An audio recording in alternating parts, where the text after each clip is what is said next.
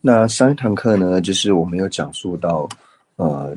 以唯识宗来说的话呢，它最主要的见解呢，就是外境成立空之空性，然后还有成为声音去路的去路是志向成立空之空性。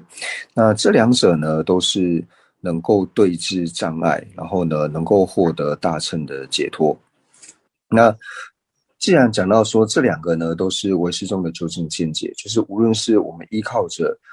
索取能取量执一空之空性，或者说呢成为声音去路的去路是志向成立空呢，无论依着哪一个呢，都能够帮助我们呢去对治障碍，然后呢能够去对治烦恼，也是透由观修这两种不同的空性呢，那都能够使我们的烦恼越来越少，乃至于呢，就是能够断除烦恼的种子。那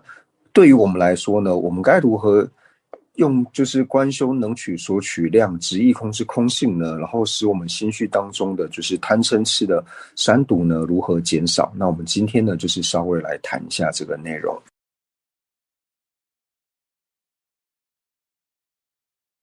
我们呢，就是以唯识宗的角度来说的话呢，就是我们的眼知，或者说呢，就是我们的眼知呢，在显现，无论像是平指，还有呢住指，然后还有像是设法等等的时候呢，那在显现的时候呢，我们讲到呢，这些呢都是透由习气的力量呢而显示。那不过呢，我们在显现像是平指、住指等等的时候呢，那在显现这一些的时候呢，就是透由所谓的就是言权习气呢而显现。那我们在显现就是比如说就是外境成立等等的时候呢，那这个呢就是由我见习气呢所产生的。所以在以唯识宗的角度来说的时候呢，就是我们的眼知或者说我们的心法在显现这些境的时候呢，主要呢都是透过习气的力量而显现。所以呢，就是以唯识宗的角度来说呢，我们的眼知呢，在显现平直的时候呢，那在显现平直的时候，我们在眼知显现平直，那我们会觉得说，这个平直呢，能显现平直的这个眼知呢，和平直二者呢，它是有距离的存在。就是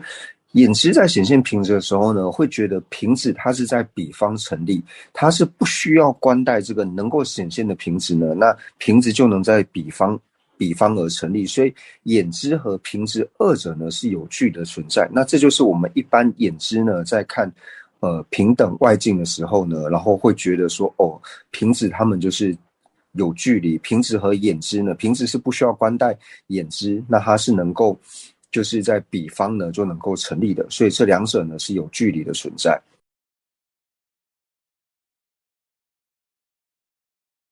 所以呢，我们就想要说，就是同样的呢，就是我们的眼知在刚刚讲到说，眼知呢在显现平直的时候呢，我会觉得说平直是在彼方成立，那它并不是呢，就是观待的，就是眼知的习气呢而去安利它的。那同样的呢，当我们因为眼知呢在显现平直已经显现一个就是不需要观待眼知习气，境上就有一个乐意的平直的时候呢，那同样的呢，当我们升起贪心的时候，贪心在执着贪心的境的时候呢，他也并不会认为这个境呢，贪心的这个境呢，它是观待着这个贪心的习气呢而显现的。他会觉得说，他所贪的这个物品呢，就是在彼方境上呢是彼方境上是成立的，他并不需要观待的贪心以及贪心的习气，在境上呢就有一个他觉得乐意或说他想要贪的这个境呢，就在对方呢是真实成立的。所以呢，在唯识中呢，在了解到说，就是我们的眼知呢，在显现这些外境的时候呢，那讲到说，就是因为会觉得说外境呢，它是不需要观待的，就是了知之上的习气去安立的时候，就好像是境上和能够显现的这个了知二者呢是有距离存在，然后因为由此而显现外境成立的时候，但是当他的就近见解呢说外境是不成立的时候呢，那这个时候就是我们透由贪心所显现的境呢，就是乐意境；那嗔心所显现的呢，就是不乐意境。所以在我们显现的时候呢，无论是贪心的乐意境，或是诚心的不越意境呢，我们都会认为说它是不需要关带我们的了知之上的习气，在境上呢就是有这个成立的越意境或是不越意境。但是如果我们说外境不成立的时候呢，那就和这种显现方式呢是完全相反的。所以在讲到外境成立和我们一般所认知的这一种显现的方式是完全相反的时候呢，它就可以对治我们所升起的这一种对于越意境产生的这种贪心，以及对不越意境呢产生的这个嗔心。那我们举一个比较好了解的例子来说呢，就是我们一般呢就是对于说就是贪心的对境就是越意境嘛。那比如说有一个美丽的设法，那就说美丽的花好了。那我们在讲话的时候呢，就是一般我们在讲话的时候呢，我们会说哦，好漂亮的一朵花。那旁边就会有人说，哎，漂亮的花在哪里？我们的手呢就会去指嘛。比如说哦，前面这个桌上有一朵很漂亮的花的时候，我们的手就会指说那一朵漂亮的花在那边。那从这里呢，就可以指出说，就是我们凡夫呢，其实内心是如何去执着的呢？就是因为我们的眼知呢，在显现的时候呢，就会看到那一朵花的时候，自然而然会认为说，那一朵花和能够显现花的眼知，二者是没有任何关系的。就是眼知在显现的时候呢，是如是的显现。同样呢，我们的内心在执持的时候呢，也是如是的执持，会认为说花跟我们的心其实是没有任何的关系，花它就是在外面的那个境上成立的。所以，当别人问说漂亮的花在哪里的时候，我们的手指自然而然呢就会指向那一个花。所以，从凡夫的思维呢，就是如同我们所显现的一般，我们也是如是的去执持。那所以呢，也因为我们这种支持的方式呢，那比如说，我认为这一朵花呢，就是我指了这一朵花之后呢，然后跟别人说，我觉得这是一个漂亮的花，那别人呢会觉得说，这个花看起来一点都不漂亮啊。那这个时候呢，我们就可能会为此而争执，会因为这个花到底漂不漂亮呢，就是没什么重要的一件事情呢，然后就因此而争执。最主要是因为我觉得漂亮，他觉得不漂亮，或者说呢，以我们的亲人来说的话呢，亲人对我们来说，我们看起来就是越意的，但是从他人的角度看起来呢，他不一定呢是觉得越意的。所以，当我们了解了这个见解之后呢，我可以了解到说，哦，我看到这一朵花呢，是因为这一朵花我会觉得漂亮，是因为我的眼知的习气呢所显现，所以对我来说，我当然觉得这一朵花是漂亮的。但是他人看到这一朵花的时候呢，是由他的眼知上的习气呢所显现。那他觉得他眼知上的习气所显现的时候，他不一定会觉得这一朵花是漂亮的。所以，并不是说我所看到的呢才是真实的，那他人看到的呢都不是真实的。那往往我们就是因为执着呢，就是我所看到的呢才是真实的时候呢，然后当别人和我们的意见相违的时候呢，我们就会因此而升起烦恼，然后才会有种种的纷争。所以呢，如果说我们是和比较就是关系比较好的朋友去的时候，我们可能就会开玩笑，就说这朵花明明就那么漂亮，那你怎么会觉得它不漂亮呢？是不是你的眼睛有问题？你要不要去看看医生啊？然后或会跟他开玩笑啊，你就是不会欣赏这种好看的这些东西。那带你来到这么漂亮的地方呢，但是你却不会欣赏，就是我们对于好的朋友，我们会这样子开玩笑嘛？但是如果和自己没这么好，或是没这么熟的时候呢，内心就会觉得说啊，这个人是不是他的欣赏的眼光有问题？这样，但是就是透由这些呢，就是会觉得说，哦，我看到的呢是这个样子，为什么你不会看到这么漂亮的东西呢？那但是当我们了解到说，我现在会看到这一朵花，或者说这个地方呢是漂亮的呢，是因为我看到的这个外境呢，是由我眼知的习气呢所显现的。我的眼知显现是漂亮的，我眼知的习气显现是漂亮的，不表示说别人的眼知他的习气呢所显现出来的也是如是的美好啊。所以从这边呢，我们就可以了解到说，当我们了解到了说外境并不是成立的时候呢，我们可以透由这个角度来做思维。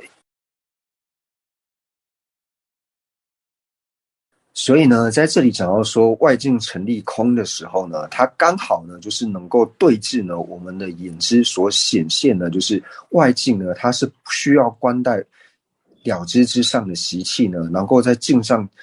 志向成立的这一点呢，那外境成立空的这个角度，刚好就能够对治我们所执持的这一个。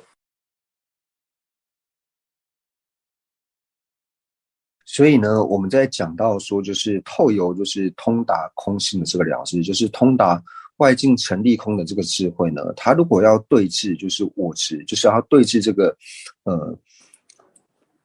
它要对治这个我执的时候呢，他们两个所显现的呢，一定要是刚好相反的，就是所通达空性的这个智慧呢，它和烦恼所显现出来的这个形象，一定是刚好相反的。因为唯有刚好相反的时候呢，对于烦恼所显现的呢，我们才能够透由这个通达外境成立空的这个空性呢，去刚好去做对治，然后呢，才能够遮止这个烦恼。因为呢，如果我们所通达的空性和烦恼所显现的呢是没什么关系的时候，我们如何呢刚好去遮止这个烦恼呢？那你没有办法完全去对峙这个烦恼的时候，就没有办法使烦恼的力量变弱。那烦恼力量没有办法变弱的话，自然而然就无法遮止烦恼。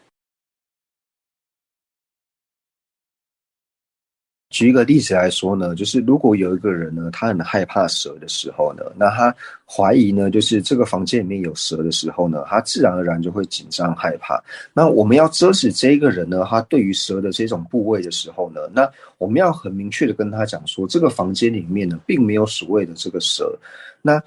而不是跟他说呢，哦，你不用害怕，你不用害怕，这个房间里面没有大象。你跟他讲说这个房间没有大象呢，对于去除他内心呢对于蛇的这一种部位呢，是完全没有任何的帮助的。所以同样的呢，我们想要遮止烦恼的时候呢，那首先呢，一定要先遮止烦恼它的显现。烦恼所显现的这个东西，我们要很清楚说，烦恼显现出来的是什么。能够了解烦恼所显现的这个形象之后呢，我们才去遮止烦恼所显现的这个形象。那这个时候，我们所修的才是真正的能断。不然呢，我们所害怕呢，就是我们所要断除的烦恼呢，它所显现的是这个形象。但是呢，我们的能断的这个了知，在断除的时候呢，是在断除其他东西，并不是断除这个烦恼的这个形象的时候呢，那对于遮止烦恼呢，是没有任何的注意。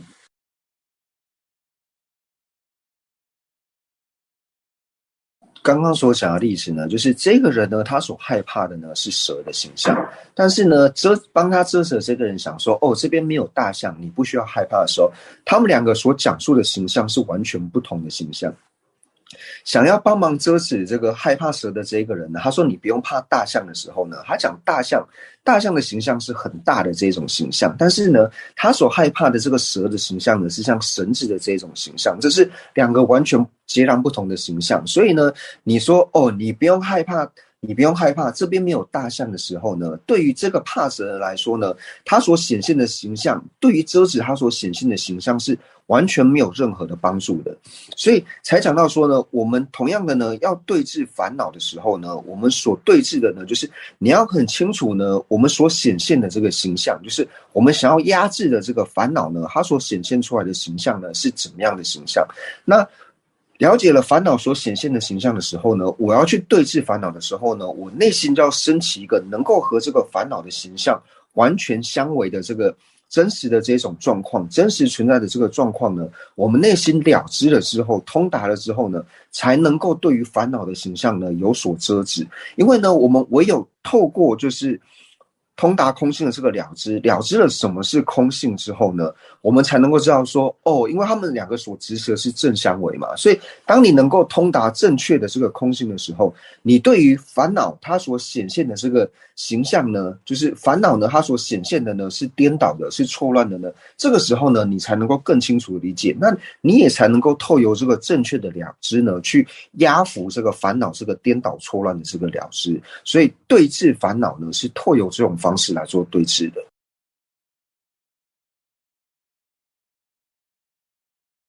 所以我们可以自己思维一下，就是我们每一个人呢，都有自己我们所喜欢的东西，或者说我们所贪着的这个境。那我们可以思维一下呢，我在贪着这个美好的这个外境、这个外色的时候呢，我内心的习气呢是如何显现的？就是我内心觉得这个东西呢真的很好、很漂亮的时候呢，我会认为说，就是哦，现在我所看到的这个美好漂亮，我所贪着、我想要的这个东西呢，是由我内心的这个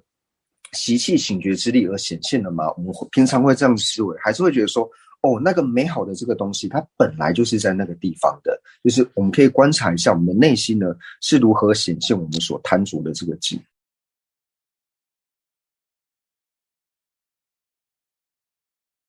托友刚的观察呢，会觉得说，哦，真的，我们会觉得我们在看外在就是喜欢的东西的时候呢，会觉得说它就是那一方成立的。那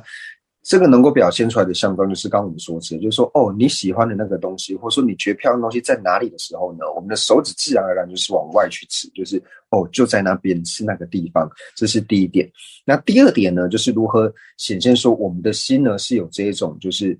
真实的这种执着呢？就是这个美好的东西呢，它一定就是它也是无常的法类，所以它也会变化的嘛，所以它也会慢慢的就是变成我们所不欢喜，就是我们所没有那么欢喜的一个东西。那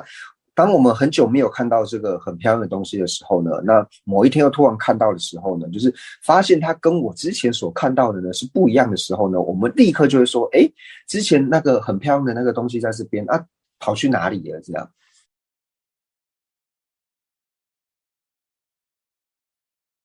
所以就比如说以刚刚的花来说，比如说呢，我们昨天呢见到这一朵很漂亮的花呢，那我们今天去看的时候呢，发现这一朵花有点枯萎的时候呢，我们立刻现起来的形象，我们立刻会怎么想说啊，是不是我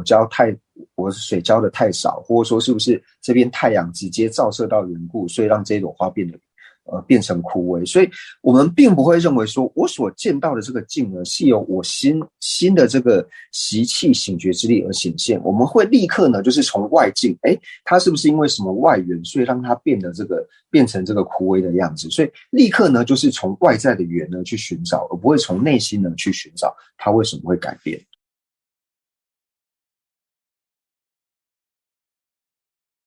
那同样的呢，我们对于不愿意境呢也是一样，因为呢，我们并不会觉得说，哦，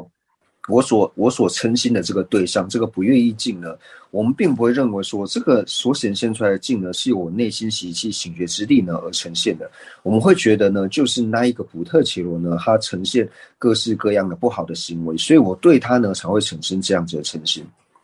但是，当我心里面呢越来越清楚说一切呢都是由我心的习气所醒觉之后呢，当我内心对于这一点的了解越强的时候呢，我对于这个不愿意境的这个嗔心，自然而然呢就会慢慢变少。因为你知道说一切呢都是由我的心的习气呢所显现的，所以你越了解越多的时候呢，你对这个不愿意境所升起的嗔心，它自然而然呢就会慢慢的减少。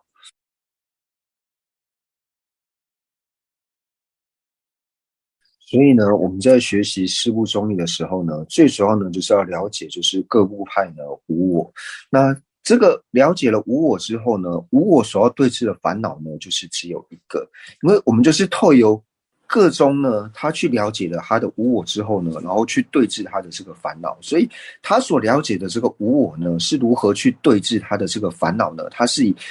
这个烦恼的显现的形象是如何的显现，那以及呢，我在了解了这个无我的道理之后呢，我如何了解到说，哦，原来烦恼呢，它是一种颠倒以及错乱的这种执着的时候呢，我该如何去对治它？这个才是我们真正要学的。因为我们学四部中义最主要目的是什么？就是要了解说，哦，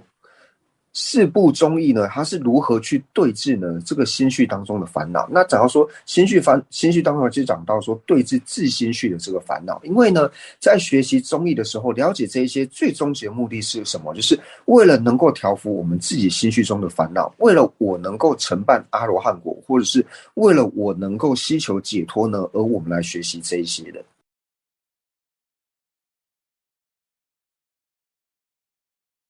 那再举一个例子，就是说，当我们肚子很饿的时候呢，那别人问说，哦，你要吃什么的时候呢，我们会很快的说，哦，我要吃臭豆腐的时候呢，或者说呢，我们去那个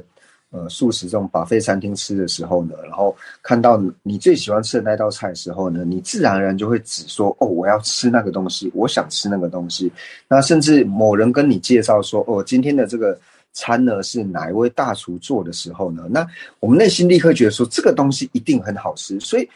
我们内心觉得好吃，或者说我所贪的这个好吃的这个菜呢，我们会觉得它就是境上就是成立的，就是哦那个大厨做出来的一定是好吃的东西，或者说呢那一道菜它就是这么的好吃，我们完全不会觉得说哦我喜欢吃的那个菜呢，它是因为我内心的这个习气醒觉之力而显现的，所以当我们去认为说那个东西好吃，或是某个大厨做的一定好吃的时候呢，很明显的就可以显示出我们完全不认为说外境呢是由我们内心的习气醒觉之力而显现的。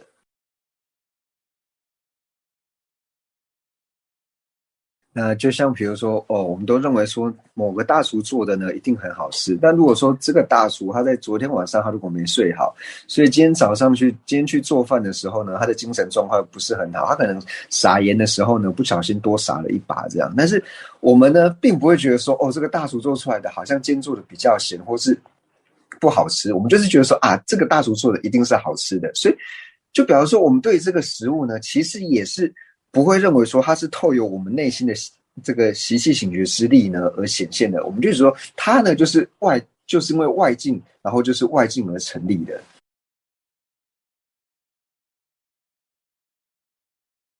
所以呢，就是我们知道说，像现在很多就是大厨啊，他会把自己做的这个菜呢，然后拍照啊，然后弄出来，然后大家只要一看说，这是这个大厨做的时候呢，内心呢就觉得说，就是那一方呢做的呢，一定呢就是好吃的，所以我们并不会觉得说这个呢是要关带我们内心的这个习气呢而去安利。那当然说这个大厨再厉害，他肯定也是会有失手的时候嘛，他可能一定是他不可能每天在放盐的时候每天都这么的精准，都这么的刚刚好，一定是有的时候会不小心多放，或是有时候会不小心少放。但是呢，他自己肯定会知道说他今天不小心可能有什么地方出错，但是呢，他也会跟下面的这一些人说，你们不用担心，你们只要说这道菜呢是我煮的呢，就不会有问题了。所以就很明显的显示出，我们内心呢真的不会去认为说，就是外境的这一些呢，外境的存在呢是要关带我们内心的这个习气醒觉之力去安利的，会觉得说它就是境上成立的。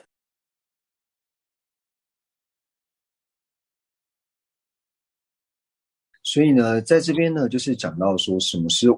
显现外境成立呢？就是呢，非习气醒觉之力呢而显现，然后是境上呢境那一方而成立的呢，那这个呢就是所谓的外境成立。那这种外境成立的方式呢，那无论说像是烦恼里面，那烦恼里面无论说是贪的对境或是嗔的对境呢，我们同样呢都会认为说它是非由我们习气醒觉之力而显现，是在境上那一方而成立的。所以当我们能够了解外境成立空的时候呢，自然而然就对这个外境成立呢能够做一个正对治。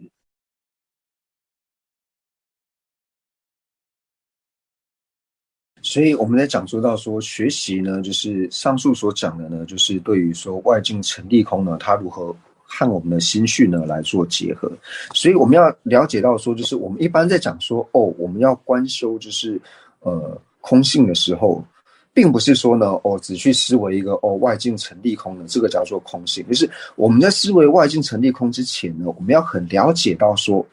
烦恼呢，它在显现境的时候呢，它是如何显现的？它是以怎样的显现这个外境？那我现在所学到的这个究竟的这个见解二取空的时候呢，它是否和烦恼呢所显现的呢，是否是刚好完全相违？是要透由这个方式呢去做思维。那能够把这一点想通之后呢，我们才能够透由这个空正见呢去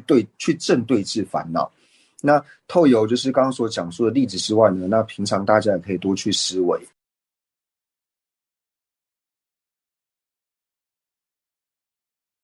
那接下来呢，我们就讲述就是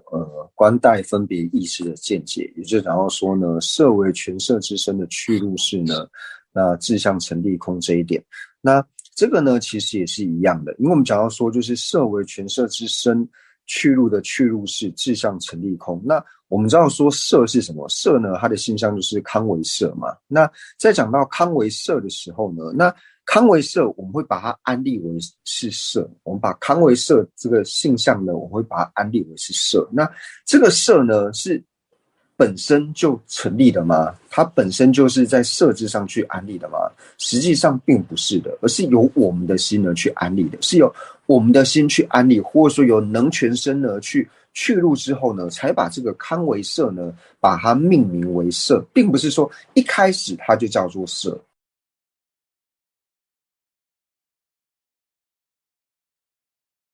那以现在来说呢，就是我们其实可以更容易了解，就是现在新的事物很多嘛。那我们举一个比较容易的，像是电脑，就是一开始呢，我们一定是先做出一个东西，就是这个东西做出来以后呢，然后其他人呢，这家公司呢在讨论说，我们这个新的产品呢该如何的命名？那讨论之后呢，才把这个东西呢安利上去比如说新做了一个电脑之后，那这个电脑名称呢，我们该把它命名叫什么名字？那之后呢，才把这个命名呢给安利上去。所以先有了东西，有了东西之后呢，然后再来做命名。同样的呢，对于人也是一样，就是我们确定了这个小孩子要出生了，或者说他已经出生之后呢，从妈妈肚子里面出生之后呢，我们再把它命名为是无论是小明或是小花也好。所以我们在命名的时候呢，就是先有了事物，这个事物成立之后呢，我们再来安利它的名字。那所以我们先了解到说，有了事物之后呢，再来安利名字的时候，我们就知道说，这个东西它并不是在镜上本身就成立的，一定是我们的分别心去安利的嘛。就是有了这个某样事物之后呢，我们再去命名，所以就可以了解到说，无论我们所命名的东西是电脑也好，或是人也好，或是什么东西，它一定不是在镜上成立的，因为它一定是有我们的分别心关带之后呢，我们才会有产生的就是能够诠释这个东西的名字，或者说能够安利这个东西的这个新安利之后呢，我们才知道它叫什么名字。所以我们知道说，这个名字不是本身呢，这个东西一出现的时候呢，它就叫做这个名字，所以它并不是在这个事物之上呢志向成立的。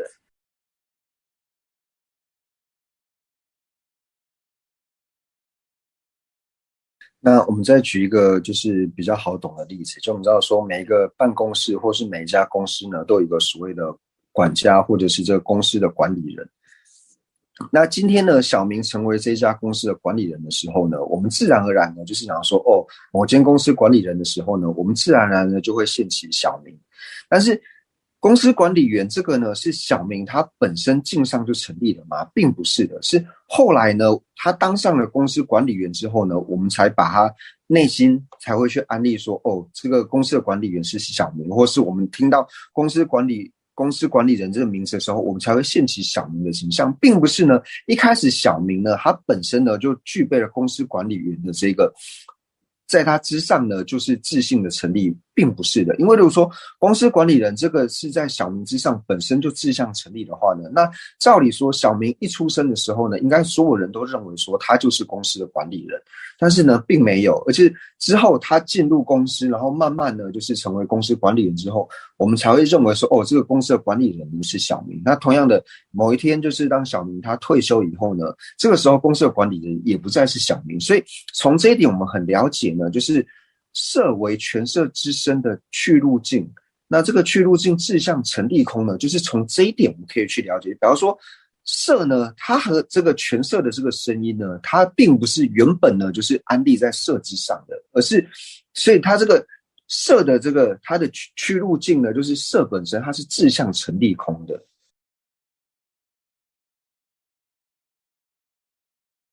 所以以同样的这个道理呢，我们就讲到刚刚花的这个例子去说，就是这一朵好看的花呢，就是我升起贪心所执着的这个花呢，我会觉得说，就是我会把它安立为这一朵花呢，就是一朵漂亮的花。所以漂亮的花呢，它是在这个漂亮的花的这个声音的去路径，也就是花本身呢是志向成立的嘛，并不是的，而是由我的心呢去把它安立为漂亮的花，而不是一开始这个花一出现的时候呢，它就是成为了这个漂亮的花的这个诠释漂亮的花的这个声音的去路径。这样，因为它会成为漂亮的花是由我去安立的，所以漂亮的花的这个声音，诠释漂亮的花的这个声音，并不是一开始呢就在这个花之上呢志向成立。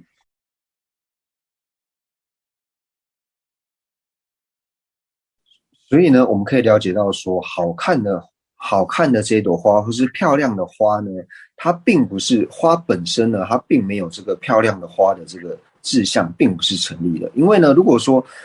这个本身是成立的话呢，那任何人看到这一朵花呢，都应该觉得说这个花呢是漂亮的。他要是说它能够成为漂亮的花的这个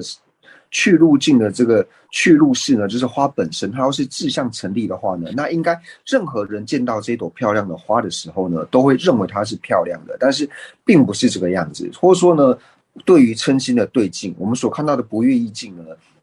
我们去安利的时候，就是有人安利说，哦，这个是不好看的。那这个不好看的这个声音呢，它所去入的去入式呢，就是这个物体本身呢，它要是志向成立的话呢，那应该任何人看到都是不好看的。或者说有一幅很好看的画，就是有一幅画，它的名字呢叫做好看的画，但是这个好看的画呢，它并不是它的这个好看的画这个声音的去入的去入式呢，它本身要是志向成立的话呢，那应该任何人看到这一幅叫做好看的画的时候呢，都会觉得它很好看嘛。但是没有，它只是名字叫做好看的画，但是有的人看了还是觉得这幅画长得很丑嘛。所以我们可以了解说，无论是贪心或者是嗔心的这个对境呢，就是你把它安利为，就是因为我们安利之后，我们就会讲话的时候这样说，哦，那个好看的花，或者是好看的什么东西，好看的事物，或是不好看的这个事物。所以这个声音去入的去入式呢，就是这个事物本身呢，要是志向成立的话，那应该任何人显现的时候呢，都是显现越意境，或是显现为不越意境，但是并不会这个样子。或是有的人呢，就是某些人就是先有了这个东西之后，那后面呢才有人去安利到说，哦，这个东西呢是好，或者是好看，或是不好看，而不是说这个东西一做出来之后呢，就所有人立刻觉得它好或者是不好。所以我们可以了解，这就是呢设为权色之身的去入式志向成立空的意思。所以呢，我们无论说是在学习空性的道理，或是无我的道理，或是就是像是这边所讲的二取空等等的时候呢，就是一开始先透过解释，那解释之后呢，我们就会现起一个就是大概的义共相，会觉得说哦，大概是这个意思。那有了现起这个义共相，知道大概的意思之后呢，那接下来的最重要的呢，我们就是要去思维到说，那我了解了这个意思之后呢，他如何来对治我心绪当中的烦恼，这一点呢是最重要，是我们要去思维的。那就是当我们现起的就是我了解这个道理之后呢，如何对治我心绪的烦恼之后呢，那接下来我就要去思维到说，那我既然知道说这个东西是可以对治烦恼的，那烦恼它所显现的方式呢，到底是以怎样的方式显现？那这个呢，也是我们要清楚的，因为你唯有清楚了，就是烦恼它是如何显现的时候呢，那你才能够用这个空性的这个道理呢，去对治这个烦恼。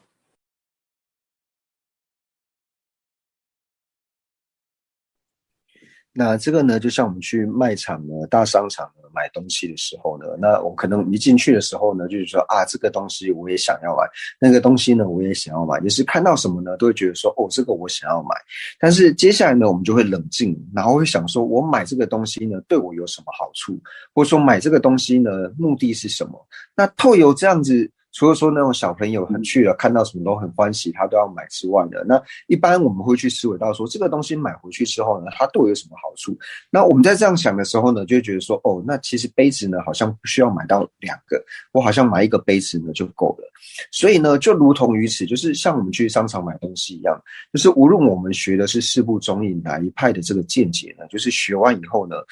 就是学的这个空性的见解之后呢，我们是要思维到说，了解了这个见解之后呢，它是能够帮助我哪些地方，它对我有什么帮助，或者说学了这些东西呢之后呢，我如何来和我的心绪呢做结合。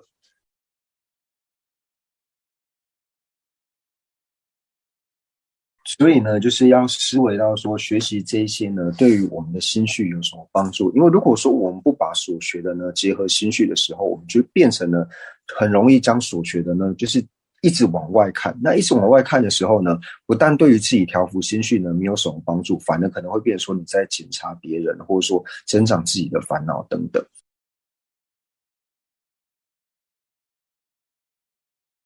不然呢，就是我们学了这么多的这个道理，这么多的内容之后呢，然后变得很善说。但是呢，别人问你说，哦，那你现在了解了就是事物中你所有的这个无我的见解，然后他们对于空性的这个想法，那对于说你调伏你的内心呢有什么帮助的时候呢，一被反问的时候呢，我们反而什么都讲不出来。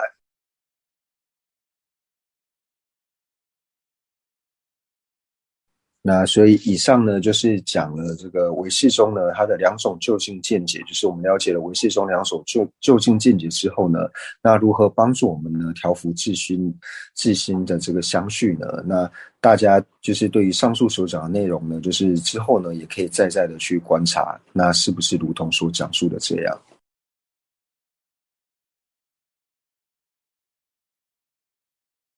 那就是上一堂课最后面，就是有人就是问到说，想请问仁波切是那习气从何而来？因为我们讲到说，一直讲到说习气醒觉之力嘛，那就有问到说，那习气是从何而来？那仁波切讲到说呢，所谓的习气呢，就是我们造业的时候呢，无论说是造的是善业或者是恶业呢，那造下这个造业之后呢，那我们所造的这个业呢，就是所谓的能引业。那这个能引业呢，它在第二刹那的时候呢，它就变成一个能力。能力就是所谓的这个习气，那这个习气呢，就是像是不会现行，它就是只剩下一个能力而已，它并不是真正现行的的一个新的这个力量，它只是变成一种能力。那这种能力呢，它是一种不相应刑法，它并不是刑法，它是不相应刑法，它不会现行。那我们与人来说的话呢，就比如说现行，就像是说我们一般呢在做事情这种正常的状态之下，那成为了这个能力的时候呢，就是我们另外一个讲法叫做睡眠嘛。睡眠的意思就是说，就是如同人在睡觉一样，他没有办法正式做这个行为，但是他有做这个行为的这个能力。所以这个所谓的能力或是睡眠呢，就是我们所讲的习气。